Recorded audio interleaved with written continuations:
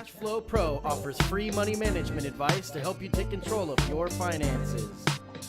And now here's your host, personal finance enthusiast and licensed insurance broker, James Barber. Good evening. Welcome to Oregon Cashflow Pro. My name is James Barber, and as always, I'm here to help you maximize your cash flow. How's everybody doing? Let me know if you can hear me. Make sure the sound works. I took away the green screen behind me, so we don't have all this black. I'm just kind of trying to open it up a little bit in here. It gets a little bit claustrophobic. Let me know if my sound is okay and that you can hear me. So this is our Wealthcare Wednesday live stream where we're here to answer financial questions. This is our financial Q&A. Hopefully I'll be able to help you maximize your cash flow, help you with questions on finance, mortgages, real estate, credit cards, lines of credit. Everything is on the table. Stock market options. Everything is on the table in today's live stream. I know it's a nice sunny day out here. Maybe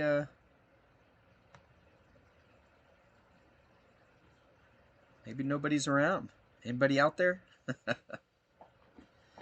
Is there anybody out there? Have you missed me?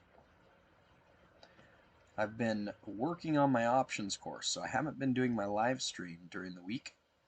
And it looks like I won't be back on that morning live stream until end of the week after next. Because I'm going to be out of town and possibly out of cell range all next week. I'm going on a quad trip in the Nevada mountains, and we're gonna take some tents and trailers and pull the trailers with our quads and just find a place to camp. Well, we're gonna go, the plan is to go until 7 tonight, but if nobody's on and nobody has any questions, maybe everybody's out enjoying the weather. It's pretty nice out there. I'm sure I would rather be out enjoying the weather as well, as opposed to hanging out in front of the computer. We might need to find a different time to do these live streams. Maybe we can get more viewers on if we do it a bit earlier. Maybe earlier in the day on Wednesdays. They never did draw a whole lot of viewers, but we had enough that we could keep the questions coming. Oh, I did get a question on my website, but I didn't get a chance to check it. How about we check it live? I will play it.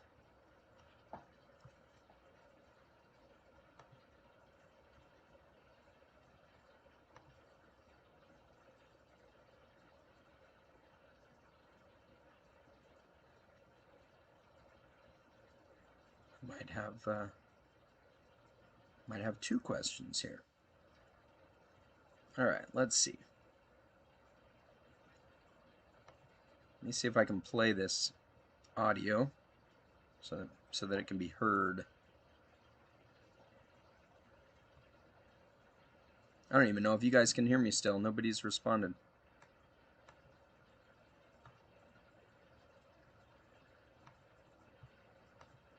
Don't know if this is playing out live. I guess I'll check. You guys are awful quiet tonight. Usually when it's this quiet, I'm talking to myself. Alright, YouTube is telling me I'm live. Alright, I'm live. You guys are just quiet tonight. So I'm going to play this question and we'll answer it.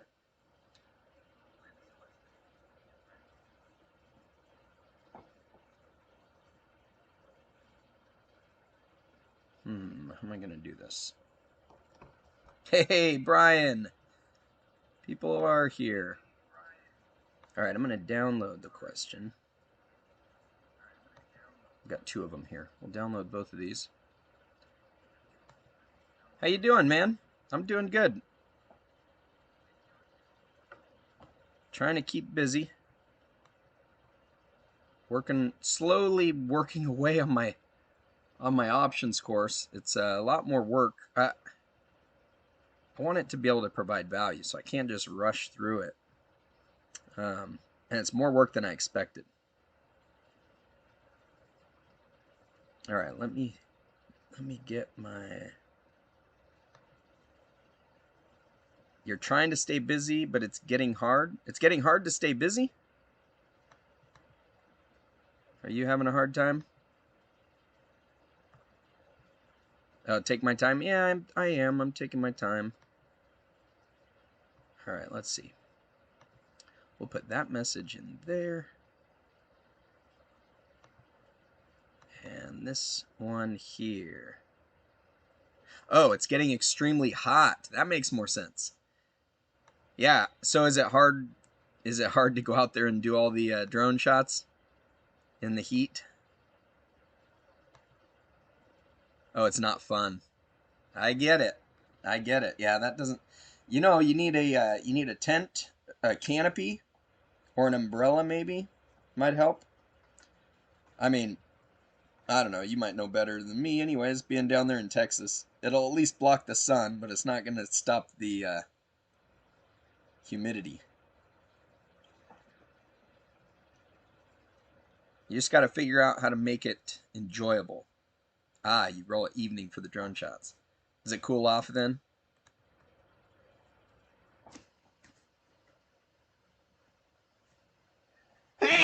Excuse me. Is that when it starts to cool down for you? Harry Bowman in the house. Oh my goodness. Look at the color of that badge. You got blue. Nice. Been missing you guys. It's enough to make it bearable, but drone still comes back super hot. Oh, yeah, I guess that's a problem, huh? Yeah, it matches your blue name. Nice. All right, I'm going to play the first question that we've got here and respond to that. See what we've got. This will be the first time I'm hearing these, unless this one's a repeat. Hi, my name is Chris Oswana. My phone number is 80. Oh, I don't want to play somebody's phone number. All right, well, let's... I can't do that one. Let's try this. Hello, my name is Aaron Bear. I am looking for getting a home through life insurance policy, permanent life insurance, and I was looking at um, the index life insurance, but I heard there's others. Sorry, that's my baby. I heard there's others, and I watched a lot of your videos, and I'm thinking that it would help a lot more. My phone number is 623. I don't want phone numbers. All right, these guys thought they were just leaving me a message. I'm going to have to get back with them. I thought they were leaving messages for my live stream, because that's basically what that's where I get my live stream messages. I'll have to get in touch with those. Sorry, guys, if you were expecting a call back and I didn't give you a call back. So getting a home with life insurance. It's not quite so simple. I know a lot of people kind of mistake what it is that we do with our life insurance policies. The life insurance policies is a place where we build equity by funding it, and then you can borrow against that. So you're like creating your own line of credit. You're creating your own line of credit that's going to be available to you contractually whenever you want it. It's not like a line of credit or home equity line of credit where the bank gets to decide how much credit you get and when to take it away, and that tends to go away in emergency situations or when the whole economy is crashing, and that's like the ideal time for you to access lines of credit in order to take advantage of sale opportunities, or because you have to meet an emergency, maybe you lost your job. In this case, we're building this up ahead of time. So we're putting money into these policies, and we are going to have access to a lot of the cash value from day one, and it's just going to grow. And within a few years, it's going to break even. It'll pass the point where there'll be more money in the policy than you've paid into it. And so you're creating this tax-deferred growth that's going to be accessible to you, and it's in a safe growth environment. So in order to use that to buy a house, you would first have to fund it and then borrow from it to buy the house. That's probably not what this caller was looking to do. Oftentimes people will want to at least fund it for maybe the down payment. You get your down payment in there. That's a great way to do it, because when you borrow out of the policy, you still have an opportunity for arbitrage, where you'll still get growth inside the policy, possibly at a higher rate than what you're paying in interest. Like that's the main goal of the IULs. So that is a good way to approach utilizing those policies. I'll give you a call and we'll see if that matches what you're trying to do. David Yetagarians, how you doing, my man? Long time no see. I have been here. I've been here working. I just haven't been able to do live streams. So when I'm working, it's so much easier for me to stay up editing videos and recording videos to do it late. And so I end up staying up later than I did when I was doing live streams in the mornings. And because of that, I'm in no position to do a live stream in the morning. I'm too tired. Sometimes I'll sleep in past market open. And sometimes I don't, but I'm just not in a capacity to be able to do live streams. I will be back. I will be back doing the live streams, but not until not until I get my options course finished. I want to have my options course finished, and then I'll be back doing live streams around options. I want to be able to help people. We'll do some technical analysis. We'll look at options change. We'll talk about strategies in the live streams. So it seemed like I was struggling to provide this the value that people were looking for, because our streams were just less and less viewers. Nobody leaving tips. The last week I was doing it, I don't think I got any tips the last week I was doing it, which I'm not doing it for the tips, but they're part of the feedback that tells me people are getting value from what I'm doing. I go watch these other channels, and they're kind of doing semi-similar things, but they're figuring out a better way to provide value, because people are just flooding it with comments, viewers, tips, and that's kind of the direction we want to get to. So I'm all about trying to provide some value. So getting that feedback kind of tells me if we're on the right track or not. And it kind of felt like we weren't really on the right track. So yeah, YouTube does not really pay anything for the live streams. You're right. We don't get basically anything. So it's really tough to make money doing the live streams without the tips.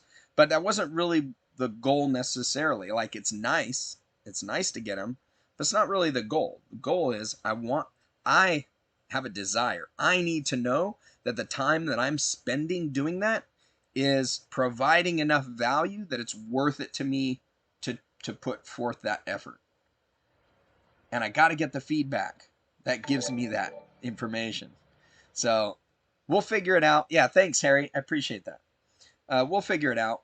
I mean, these live streams are not focused on, like, I hardly ever get any donations on these live streams, and I've been doing them every week for a year, except for the last week before last.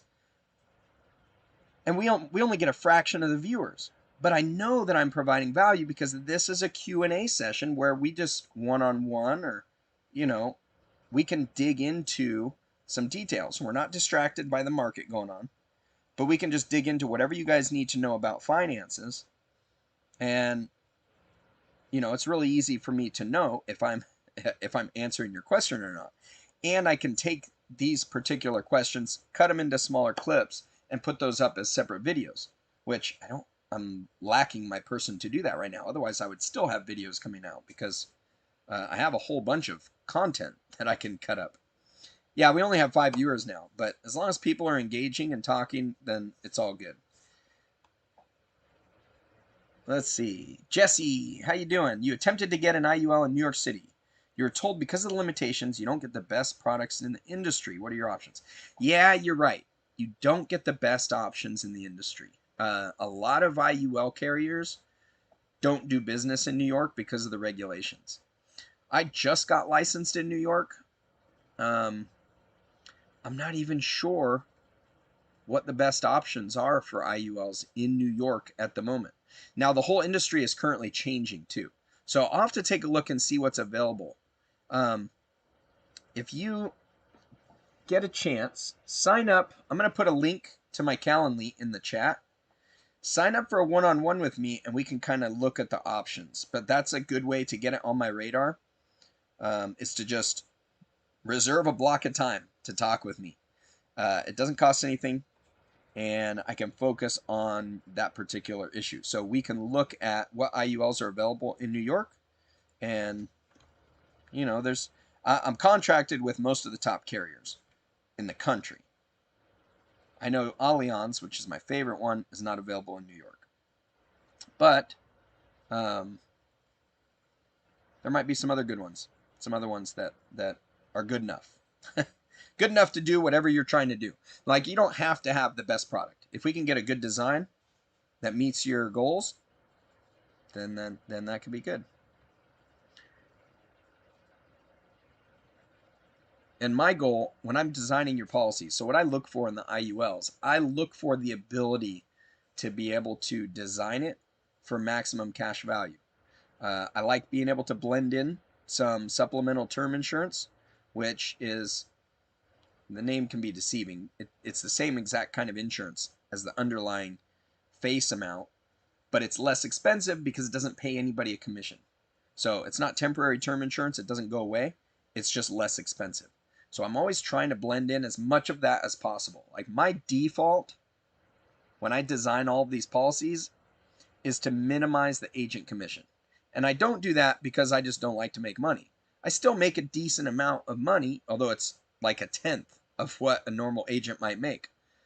I do that because it's the best thing for the client. It gets you the most liquidity inside your policy from day one. It reduces the costs from day one.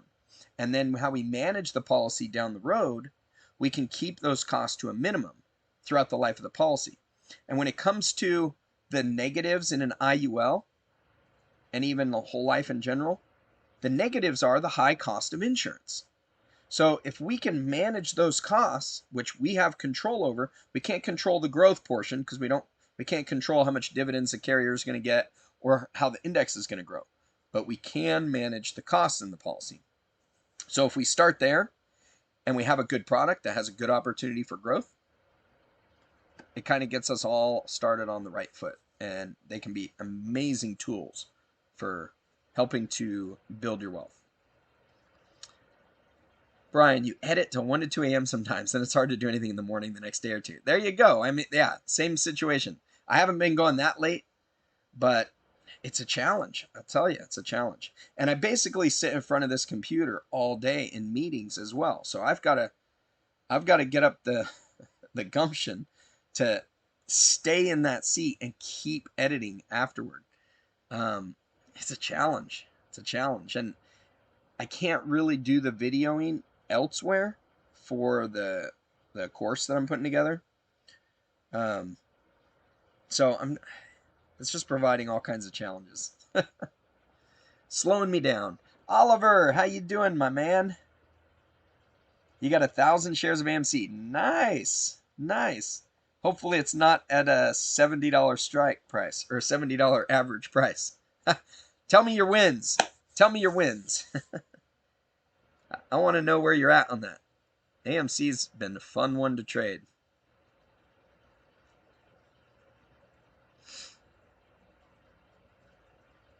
David, you see some channels repeat the same stuff over and over and have a lot of viewers. Yeah, they like focus. There's a lot of channels focused on just talking about AMC over and over and over. And, AMC is a hot stock right now. I could be doing the same thing. I'm not really interested in that, though. I mean, I like AMC and I like trading it. But I don't want this to just... I'm not trying to create a hype channel. I want a channel like my channel is focused on maximizing people's cash flow. This is Oregon Cash Flow Pro. So we want to maximize people's cash flow in all areas of life, in all aspects of life. So I've got to figure out, how can I do that and create some popular content, some content that's of value. And that's where it led me to options, because options are like, it's like the golden goose when it comes to maximizing the assets that you own, which is your stocks. Yeah, I'm really excited about what we're going to get out there. Hopefully be able to help people just do better. Oh, do I think it's because everyone's hurting and scared from stocks being down? That could be part of it, but I think some of it is like, when I first started doing live streams with the market, there was not a whole lot of people doing live streams with the market open. Now we've got Meet Kevin, who's dominating the space because he just has this huge viewership, and he does good content. I mean, he doesn't have any hiccups with his channel, with his computer, doesn't overheat, you know. He puts out really good content, so I'm not surprised. But he basically dominates the space, so a lot of people went that way. And when I look and see what channels my viewers watch, his is like #1. So that's pretty interesting. And then you've got other ones all over the place just popped up, you know, just a lot of live streams of the market open. And so it's a crowded field. So I need to make sure that I'm providing more value out there. And I think what I'm going to do when we get back to it is we'll just do like an hour live stream a day, focused on helping people figure out what options trades maybe they want to play, or how to better enter positions using the options. Whatever direction that goes, maybe technical analysis. So whatever the value is going to be at, you guys get to decide with the questions. But we're going to cut it short. We're going to have it down to about an hour a day.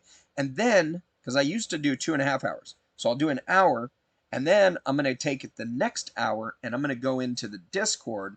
And for everybody that buys my options course, we're going to have conversations in there for an hour, focused again on just those folks in the Discord that have bought the options course, so that they can basically get some more value out of it. So I want to be able to make sure that whoever does buy my course is able to get the most value out of it as possible. So Oliver finished eating McDonald's.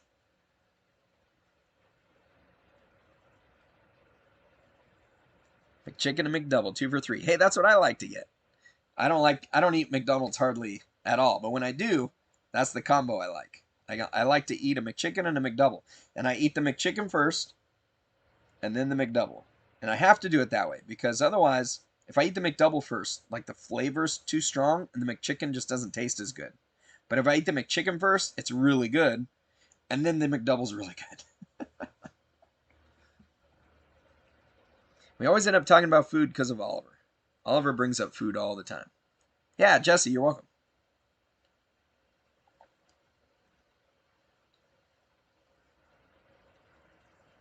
Talk about Shiba Inu coin. I'll get 1,000 viewers instantly. Maybe, but crypto is not my favorite thing to talk about. And I don't know that much about it. And I don't know how I would advise people to utilize it to maximize their cash flow. So, all challenges that I face. I have never had Chick-fil-A, so I don't know. Oliver likes the Chick-fil-A spicy chicken burger.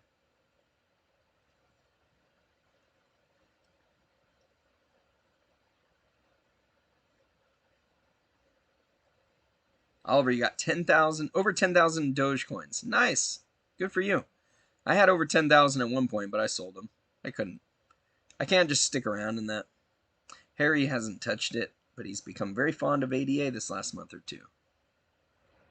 David's in Shiba Inu coin. Nice. Oliver wishes Coinbase has SHIB. It is supposed to soon. Oh, yeah, David says it was supposed to be tomorrow, but they delayed it. Didn't say why. Okay, yeah, I heard they were going to be Opening it up to Sheeb.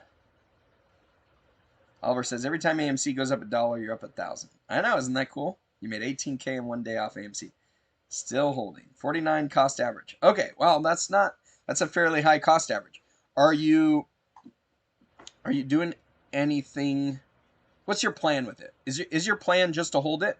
Because if it is, you gotta be selling covered calls on that thing, man.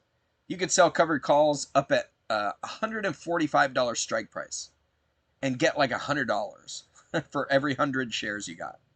So if you have 1,000 shares, that's 10. You could make an extra $1,000 a week selling the $145 strike price. And we know it ain't going up to $145 anytime soon. But if it does, score. How great would that be? You got to watch that. You got to watch that $145 strike, man. Sell a covered call. It's easy, easy money. Brian says, oh shiz, charge point. You were down like $1,300, kept buying, averaging down. Now you have 102 shares, and now you're up $10 or so. All right. Good for you, man. Meet Kevin announced no more live streams. All right. I mean, he put out good content. I imagine he's got to focus on his campaign. But without Kevin doing that, that means there's going to be more people looking for something to watch. So maybe I'll hop on and do a live stream tomorrow. I might have to try and take advantage of that. Although I'm going to be gone for a week, which is going to put a hurt on it. But Lewis, he says, should he cash out his IRA to buy commercial real estate? You're 46 and 72T doesn't make sense, but the cash flow on this 9-unit real estate is really pushing you to consider it. Okay. You're talking about doing the 72T option in order to get access to the IRA. That doesn't make sense to you. But you like the cash flow on the real estate. Do you need to cash out your IRA to buy the real estate?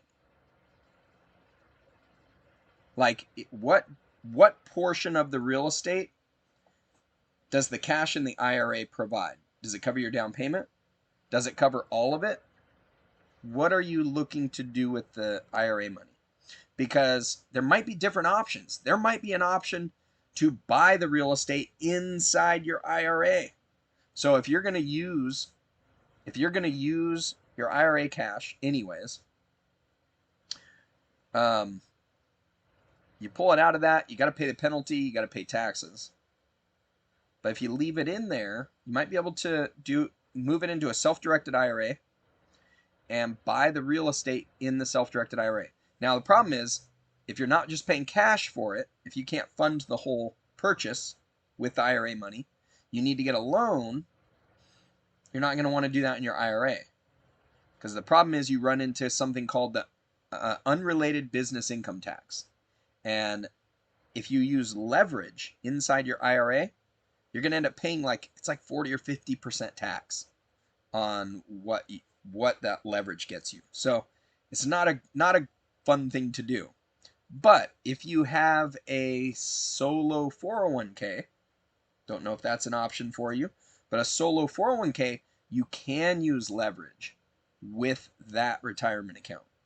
You can even do a solo Roth 401k. With a solo Roth 401k, now you can do all of that and the growth is tax-free. So you can pay the taxes on it when you roll it into the Roth, but you don't have to pay the penalty. Oliver, thank you, my friend. I appreciate that. Appreciate that. So hopefully that gives you some ideas. Feel free to digest some of that I talked about and then ask some more. Ask some more questions. Give me some more details. I'm definitely willing to help talk this out for you, with you. Brian says, we need me back in the morning. You missed so much. I wanted to show you my mom when I was there, but we were both on vacation. Oh, bummer.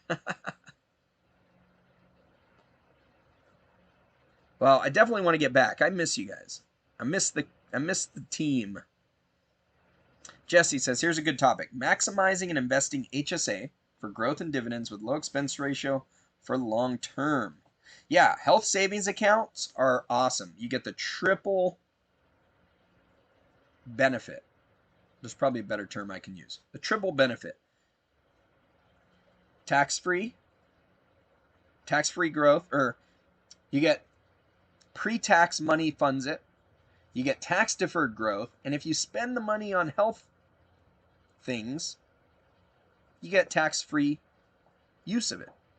So you get the triple benefit, triple whammy.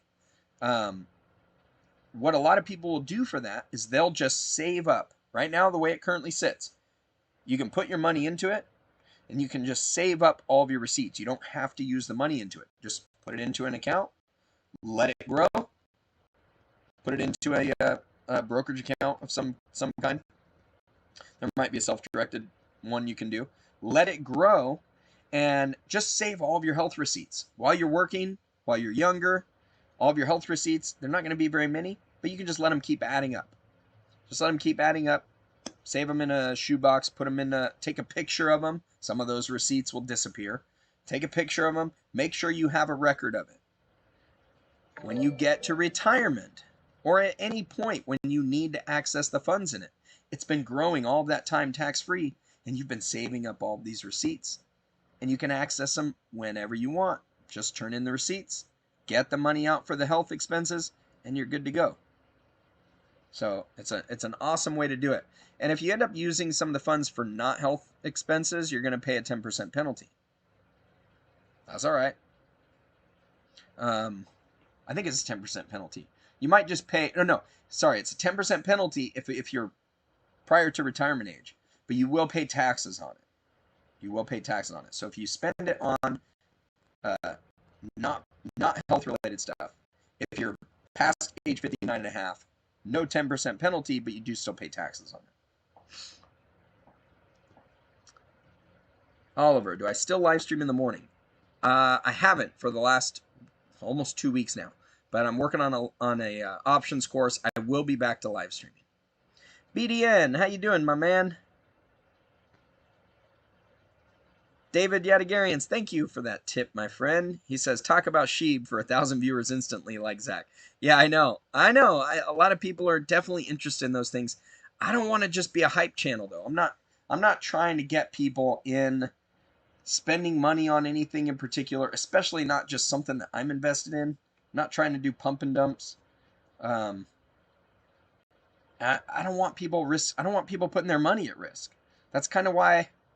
I mean, I was showing day trading for Tesla for a while, but it wasn't just to get people to day trade. Like most day traders lose money. I wanted people to see that there's indicators out there that can help us read what's going on in the market and get a feel for that.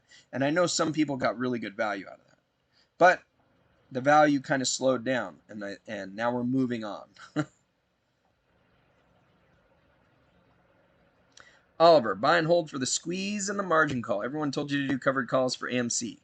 Yeah, the options are crazy. There's a good reason to do it. You got to look at that 145 strike price. You'll still get the squeeze. You'll just keep collecting money in the meantime. If you're planning on holding on to it, you should be doing it anyways. Because your average cost right now is $49, okay, per share. If you sell the 145 strike price for $1 for each 100 shares, that's $100 for each share, or $1 for each share, $100 for each 100 shares. That brings your cost basis down by $1 every week.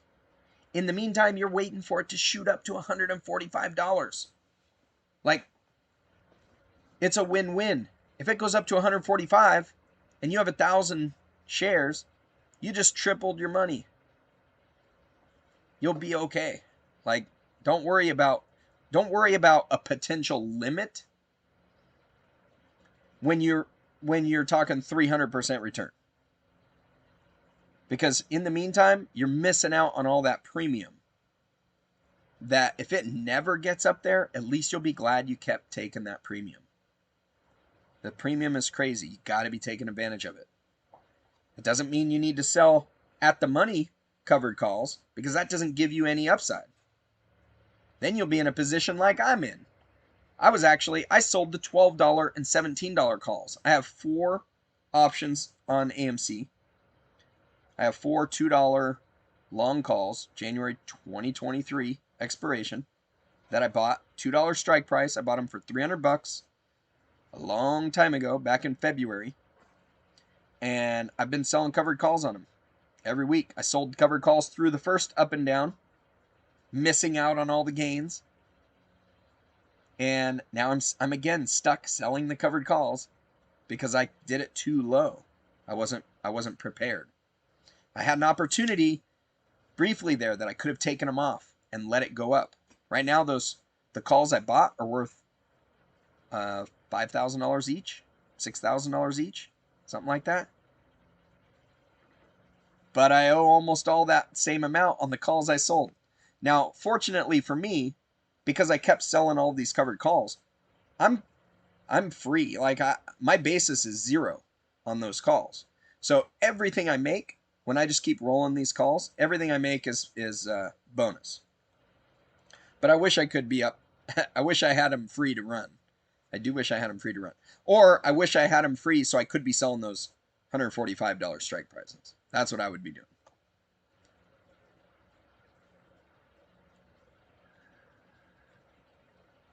Brian, this guy's making you want to do Shibu videos. Hey man, I saw your last drone video. You had like 11,000 views after a few days. That's really good. Like that's almost my best video. So you're doing something right there. You gotta be pretty happy with what you got going on.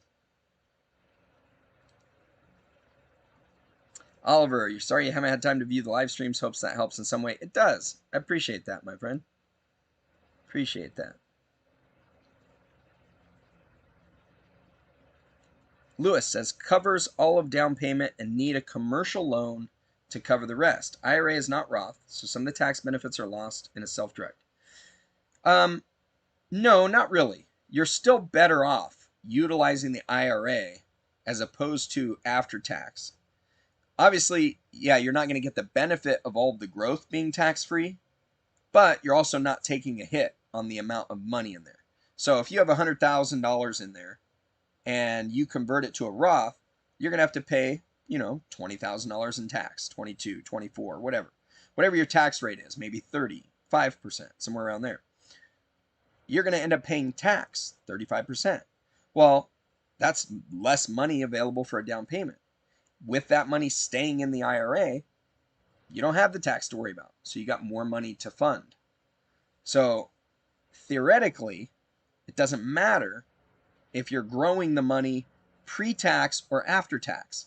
The way compounding works, if the tax rate is the exact same at the end of the day, it doesn't matter. Either one. They will both grow and compound.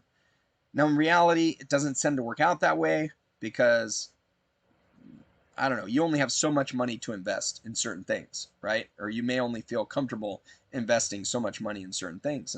And investing it X amount of dollars after tax or X amount of dollars pre-tax, it's not going to grow and compound the same way. So I get that. But the way the math works, it doesn't really matter. So what you want to find out is what's going to actually work best for your scenario. And what you're talking about doing is cashing out the IRA and just doing after-tax dollars. Well, if you're just doing after-tax dollars, that's not growing tax-free. You're going to be paying taxes on all of the money that the real estate is generating. If you do that inside the IRA, you'll pay taxes on it, but not until you're ready to cash it out. So in the meantime, all of it can grow tax-free in the IRA. If it's in a Roth, it's all going to grow tax-free forever, which even better. I do prefer the Roth, but that's why I say you might look at the solo 401k and solo Roth 401k. Boy, my voice. I can feel I'm losing it. What did I think of the Plaid S event, Oliver asks? I really liked it. I liked the Plaid S. The Plaid S, the numbers are nuts. It was fun watching everybody drive, do the launching, and see it hit 0 to 60 in 2 seconds. Like, that's amazing. The event itself is pretty interesting. Seeing them talk. I'm a details guy, and I like engineering. So seeing them talk about the batteries or the electric motors and how they had to carbon wrap them so that they don't fly apart. Like, that's amazing. And that they had to create the machine that's able to do that. Nobody sells that machine. Like, this is a first. They came up with that and built it. So pretty amazing stuff. Having PlayStation 5 capabilities in the infotainment center in the S, like all of that. So cool. So cool. I think it's going to be a very popular vehicle. It's out of the price range of most people, so it's not going to have an outsized impact on growth and earnings, but you know, it's like a flagship model. Until the Roadster comes out, it's going to be the fastest thing on the road. So I was impressed with it. Brian says, tip, set my alarm. See me tomorrow morning. I always set my alarm, but if I stay up too late, all bets are off. I do need to try and hop on a live stream, though. If Kevin's done, there's going to be a lot of people looking to start the market with a live stream.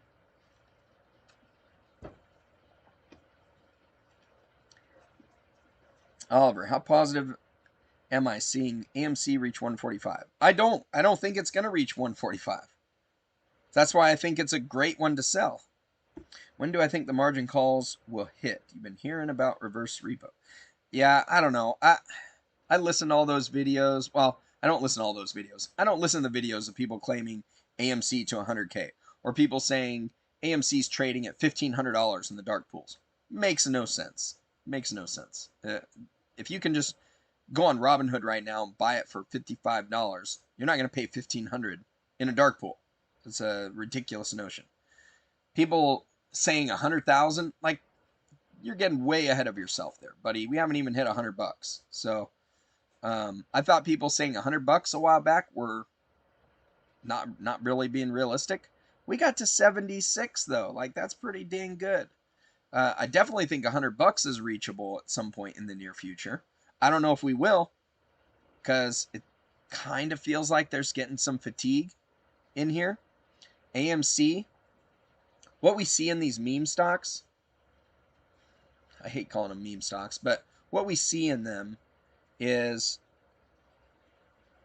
a lot of momentum going up, and then when it starts to come down, people panic and people get mad and they start bickering and they're wondering, why aren't you holding? I'm holding. And it drops a little bit more and a little bit more, and people start thinking, am I going to get stuck holding the bag? Like, I thought we were all holding, but somebody's selling because this thing keeps going down. Now, as long as there's a narrative that it's short sellers that keep pushing it down, then retail buyers might keep pushing it up. But it takes more than retail. There's definitely hedge funds helping to keep this pushed up. There's major day traders who are buying and selling it all the time in order to keep pushing it up, ride that wave. But they're also just as willing to sell it on the way down, sell the puts or sell it short for a temporary gain, you know, real short in and out. So it seems like what we noticed early on when we first hit that 76, volume was massive, really high volume. We don't see that volume now. The volume is like way, way lower. Now that's kind of to be expected, because the higher the share price goes, the more risk it entails. If you bought AMC at $20, yeah, that's a little risky when it was trading at $5 just recently. But you see the potential upside of $100, that's a lot of room to run. It's not as much risk putting out $20 as it is putting out $50 or $60. When you start putting out $50 and $60, and you start seeing people selling, and you wonder if maybe we hit the top, because the only thing pushing this thing up is the interest of other people to buy more, not the fundamentals of the company. So we're skating on thin ice. It could basically go away at any time. We don't know when it's going to go away. So you got to be careful. You got to be careful out there. That's why I really like selling the covered calls. There's good opportunities to make money there, even if you don't think it's going to hit that strike price. And if you just sell the weeklies, odds are you're not going to miss out on the big run up. So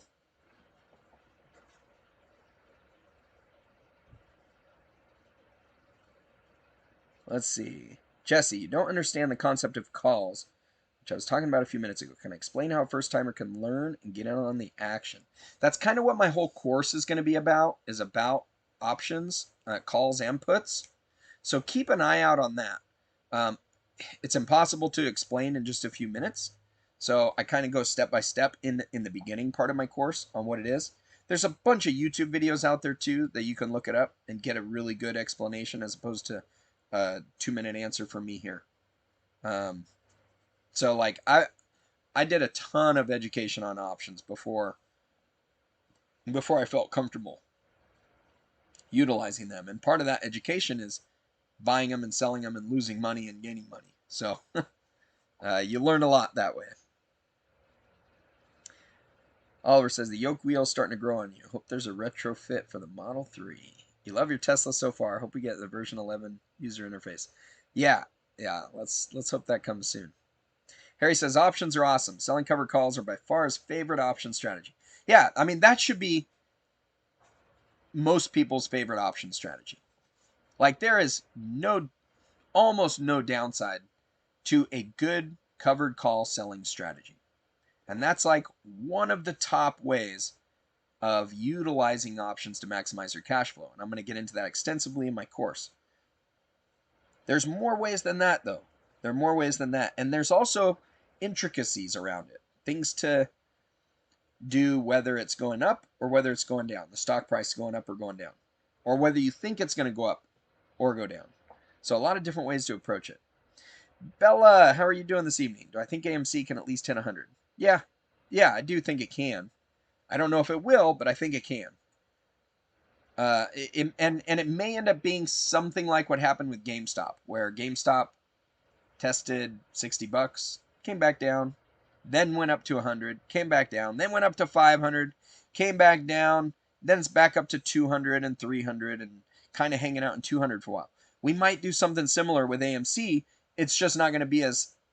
It may not be as high of numbers because AMC is not experiencing the short squeeze that GME is. There's a lot more shares of AMC out there, so it's really hard to get the same type of squeeze. A lot more opportunity for hedge funds to be a part of that. So you got to be careful. Got to be careful with it for sure.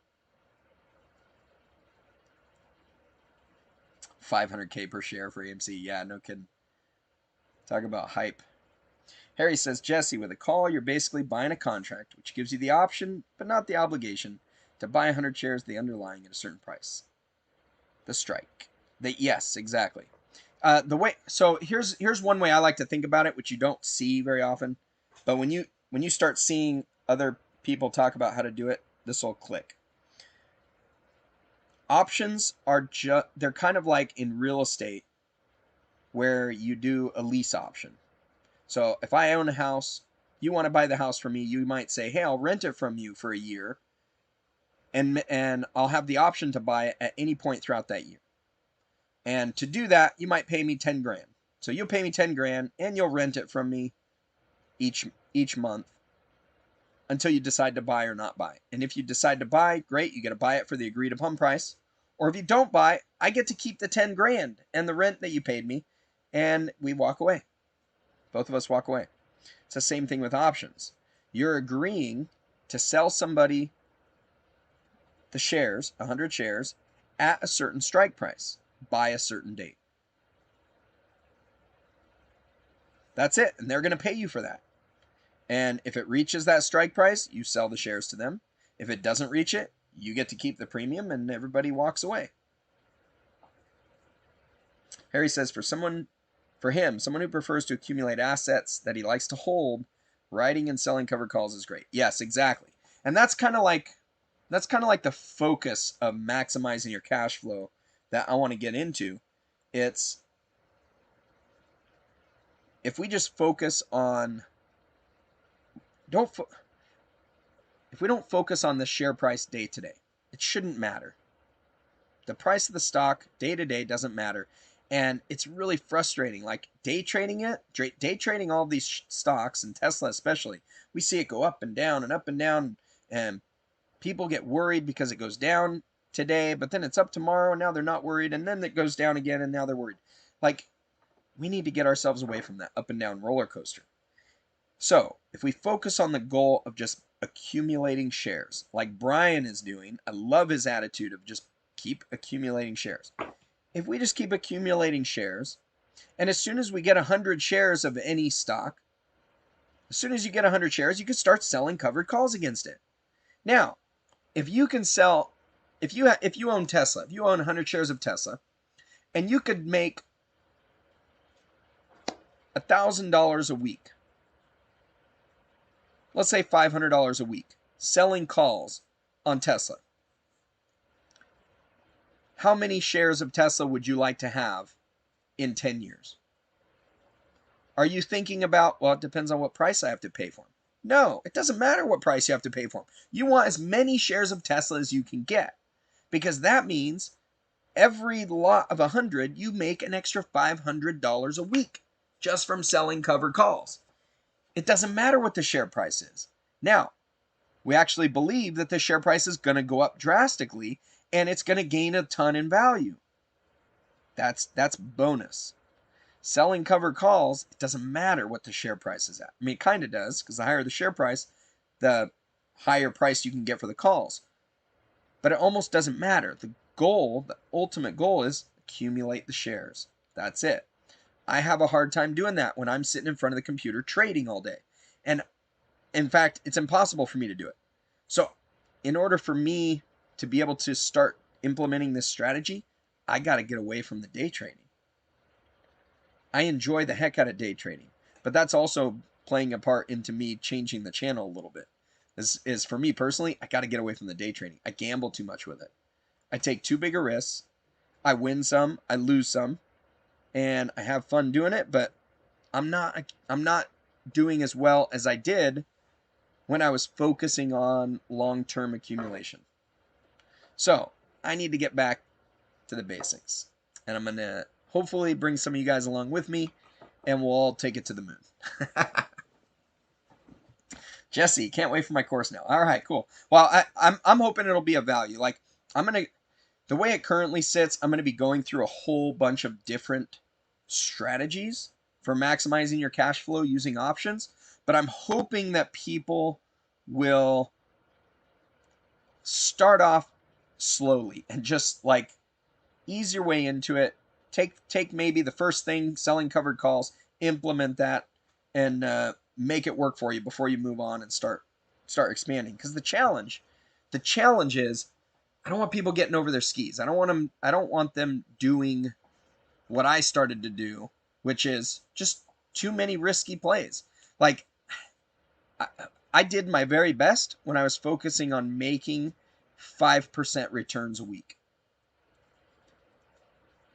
I did my worst when I tried to bump that up, and I started looking for the big wins, and I wanted to get 5% a day or 10% a day. There were some days I did it, but there's a lot of days I didn't, and there's a lot of days that I could lose when I'm doing that. Was my worst play on space? No, it used to be. My worst play was on GME. My worst play was on GME. I sold naked calls. It shot up and it blew up my whole account. I lost a lot of money on that. A lot. And that kind of put me in a position where I started to chase more. It got me out of my long-term plan, which was that 5% a week, which I was really happy with. And it started making it so like I lost a bunch of money. Now I have less money to work with, and I got to do more with it. And that is a recipe for disaster. So hopefully you guys will learn from my mistakes there.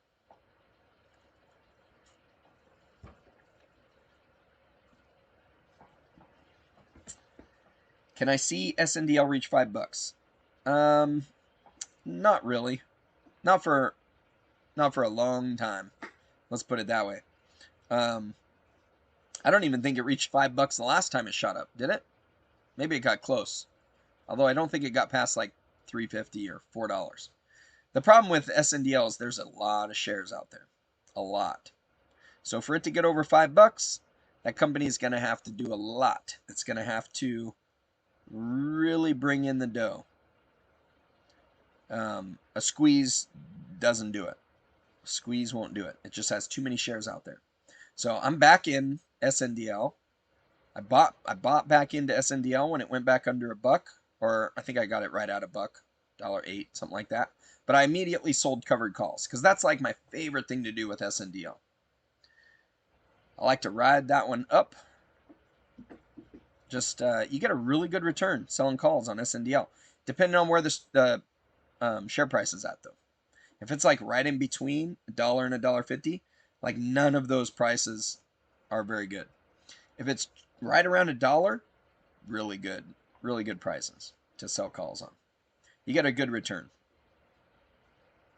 Harry says, depending on the stock you like, 100 shares to be able to write covered calls can be expensive. Yeah, no kidding. Amazon. Amazon's definitely not worth it. You can get like $6,000 a week, but it costs you $300,000 to own 100 shares. So not very realistic. Not realistic at all. And that's not even that good a return on your money. Tesla's a much better return on your money, but even that's still expensive. So I like SNDL right now because it's cheap. You can basically get 100 shares for $100 and then sell covered calls against them. It's a good way to dip your toe in the water of selling covered calls. All right, guys, I'm going to have to hop out of here. I got to go pick my daughter up from dance, and my voice happens to be fading. So I appreciate you guys joining me today. I will be back soon. I will do my best to get up tomorrow morning, and we'll do a live stream tomorrow morning. Okay? I don't know which direction it's going to go, but we will do a live stream tomorrow morning. All right?